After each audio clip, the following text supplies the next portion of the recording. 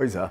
E aí, voltando agora um pouco, então, para esse segundo empate do dia entre Bélgica e Egito, Gabriel, já que também, toda vez que começa com empate, já embola um grupo de saída, né? Mesmo pensando numa Copa ampliada, com a possibilidade de 3 seleções se classificando por grupo, quando tem um empate assim, principalmente pensando na seleção de De Bruyne e Lukaku, que começou na reserva, entrou no decorrer da partida, e o Egito de Salah, os adversários já olham e falam, opa, quem ganhar aqui no segundo jogo já larga na frente do grupo também. É interessante o jogo da noite, né, do Irã e Nova Zelândia, vai ser de fato interessante para ver essa disposição do grupo, mas o empate ele é justo pelo que foi o jogo, né, é um jogo extremamente equilibrado, Egito muito bem organizado também, teve ali chance de fazer 2-0, perde gols consecutivos e aí toma o gol ali da Bélgica, mas a geração belga já não é mais aquela mesma geração belga encantadora, que você olha para a geração belga e enxerga um time para ser campeão da Copa, bem longe disso, né? Linha de zaga hoje extremamente bagunçada, Meunier avançava uma hora, ficava na outra, né? Fez um jogo também um pouco bagunçado ali, a Bélgica defensivamente, e isso paga um preço. Era um jogo de uma linha alta de zaga também, né? Dava muito contra-ataque, Marmoush o tempo todo infiltrando por ali, então é um jogo de rota de correção, com uma seleção egípcia que também deu um bom recado nessa partida de estreia. E essa geração belga, Casão, durante várias Copas, né? Geração belga, geração belga, geração belga. Passou uma Copa, passou outra, e entre uma Copa e outra, sabemos, 4 anos. Como é que fica essa geração belga que sempre prometeu muito, mas em termos de resultados práticos, deixou a desejar? Você esperava mais da famosa geração belga? Claro, sempre chegando jogadores mais jovens também, mas a gente ainda fala de Lukaku e De Bruyne. Sempre esperei mais da seleção Bélgica, da seleção da Bélgica. Toda a Copa, você olha os caras jogando nos clubes, você olha as eliminatórias, você vê Lukaku jogando, De Bruyne, e na época Hazard. Quer dizer, uma seleção fortíssima que nunca andou, né? Que nunca andou, principalmente em Copa do Mundo.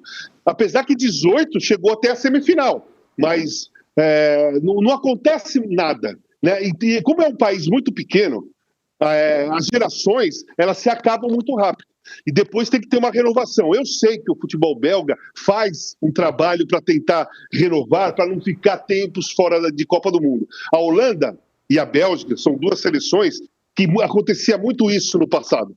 Fazia uma Copa do Mundo, 2 Copas do Mundo, depois sumia. Aí depois aparecia de novo.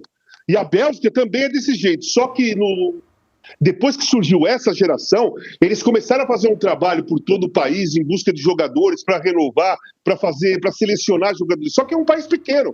Nem sempre você vai ter uma geração como eles tiveram, não agora, nas últimas, né, com todo mundo que estava bem nas últimas 2 Copas. Então é uma equipe que vai sofrer. Eu não vejo muito futuro nesse momento para essa seleção belga, para essa Copa. Eu não vejo. Já tive entusiasmado em 22, em 18 principalmente, eu estava bastante entusiasmado, mas agora não tenho entusiasmo algum.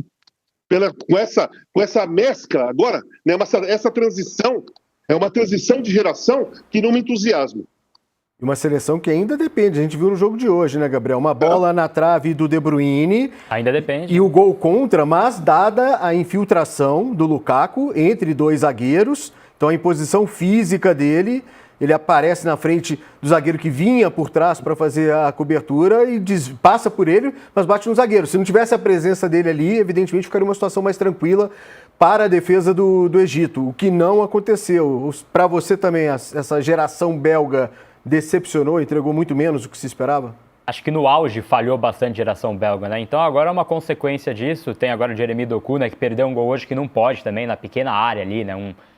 Chute seco para ele fazer o gol, ele perde. Tem o próprio Trossard também, que é um nome importante do Arsenal, mas ainda não é aquela grande geração belga que vai encantar e acho que já passou. Com essas peças já passou. Pode haver uma renovação, mas teve o Kevin De Bruyne hoje que é um jogo muito mais pragmático dele, mas ainda assim, bola na trave, acha chutes, volta e meia, né? Então, é algo realmente para ficar de olho. Mas esse grupo, acho que aí, Bélgica um ponto, Egito um ponto, né? Como você citou, Irã e Nova Zelândia mais tarde. Então, esse jogo é um jogo interessante. Esse é um jogo bastante equilibrado, né? Acho que ele vai ser nivelado por baixo, mas é bastante equilibrado esse jogo também. Vai ser uma pontuação bastante parelha, imagino, nesse grupo.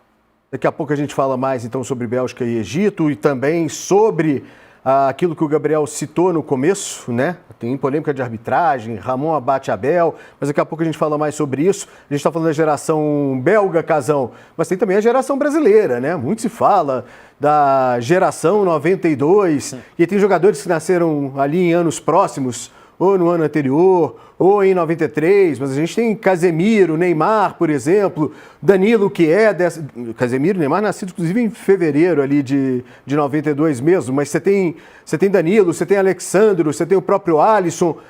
Essa geração brasileira, o que essa Copa mostra pra gente, principalmente pensando no setor defensivo da seleção e do que se viu na estreia do Brasil, né? De que maneira isso preocupa, se não para o próximo jogo, que é Haiti, em tese o adversário mais fraco do grupo, mas para a largada na Copa do Mundo e ajustes, que são vários, que o Ancelotti precisará fazer, Casão. Não, é uma geração que não conseguiu vencer. É uma geração que também pegou uma herança de uma Copa América de 19, né? A Copa América de 2019 foi o último título da seleção principal. Tudo bem, as pessoas colocam a medalha de ouro da Copa das Olimpíadas, 16. Rio, Oi? Da Olimpíada do Rio, né? A Olimpíada do Rio, também a de Paris, né, a de Tóquio. Teve as duas medalhas, mas as pessoas têm que entender o seguinte: seleção olímpica é outra modalidade, é outro uniforme, é outro treinador, é outro tipo de torneio, não jogam os mesmos jogadores que jogam na seleção principal. Seleção principal são duas coisas separadas. Então, as duas medalhas de ouro são títulos da seleção olímpica. A seleção principal, a nossa seleção principal, a camisa que todo mundo conhece, com 5 estrelas no peito, ela só ganhou, nos últimos tempos, uma Copa América de 2019 no Brasil. Tem o Neymar, e que fez uma primeira fase péssima primeira fase. Eu comentei os jogos naquela época, tomou vaia lá na Fonte Nova num empate 0-0 com a Venezuela. Então, são duas gerações que vêm na sequência que não conseguem emplacar resultados. Aí os caras falam assim, não, mas nas eliminatórias, pegou 2 eliminatórias seguidas, primeiro lugar. E aí? A eliminatória você pode pegar primeiro e quinto e sexto, você vai para a mesma competição. Agora, em competição, Copa do Mundo, Copa América, o Brasil não se impõe já faz um grande tempo. Inclusive perdeu a Copa América no Brasil para a Argentina, com o gol do Di Maria. Ok, estádio vazio, mas a Copa América foi aqui porque nós aceitamos. Aqui não, foi aí porque nós aceitamos fazer durante a pandemia. Nós pagamos o preço. E aí, Gabriel, eu falei do ouro olímpico do Rio porque era um ouro inédito, tinha essa importância, mas como lembrou o Casão, não é considerado um título profissional da seleção principal, né? Porque historicamente, inclusive, tem aquela situação de levar apenas 3 jogadores acima dos 23 anos, mas o Neymar ganhou aquele ouro com seus colegas de seleção, inclusive o Douglas Santos estava também naquela seleção, lateral esquerdo, que foi titular na estreia do Brasil nesta Copa. Neymar ganhou também a Copa das Confederações de 2013 e a Copa América citada pelo Casão, que foi a única conquistada por essa geração em 2019, sem o Neymar em campo. Então, essa geração brasileira, como a geração belga, na sua avaliação, também fica devendo, está devendo, pelo menos até agora? Acho que deve pela expectativa criada justamente nessa Copa América. O Cebolinha foi muito bem, Daniel Alves acho que foi o craque da competição, salvo engano, né? Então, enfim, tem um outro contexto envolto nessa competição, né? Não é aquela geração olímpica, Neymar, Gabigol, né? Esses jogadores ali de fato não conseguiram brilhar e eu acho que é uma consequência, acho que é um bom comparativo, geração belga com a geração brasileira, né? Eu acho que você consegue fazer esse bom efeito comparativo, muita expectativa, muito potencial, mas uma frustração do que foi executado em campo. E aí com imagens já enviadas pelo Danilo Lavieri, do treino da seleção brasileira, a imprensa vai ter aquele acesso restrito. Diga, Casão, com as imagens aí do Danilo no ar. E não podemos esquecer que na guerra de gerações, a Bélgica eliminou o Brasil em 18. Sim. Exatamente, a Bélgica eliminou o Brasil na Copa de 2018, quartas de final. É bom lembrar também, Gabriel, a seleção ganha o título em 2002, e depois a seleção brasileira é eliminada, né, por seleções europeias nas quartas de final de 2006 e 2010. Aí chega a semifinal, a única semifinal que chegou desde 2002 foi aquela do 7-1 para a Alemanha no Mineirão, e aí novamente cai nas quartas de final para a Bélgica e Croácia em 2018 e 2022. Curiosamente ou não, o Ancelotti coloca quartas de final como o início da seleção brasileira neste Mundial de 2026. O problema é que é uma Copa maior, né? Então, entre a fase de grupos e as oitavas de final, tem mais uma fase. Portanto, mais um jogo a fazer. A estreia acende alertas ali. Pois é, existe uma obrigação, né? Vamos ser sinceros que existe uma obrigação de chegar nas quartas, pelo menos, né? E isso depende do seu caminho, por óbvio, mas pela expectativa criada, pelas peças que tem, ele tem que chegar nas quartas de final, pelo menos, né?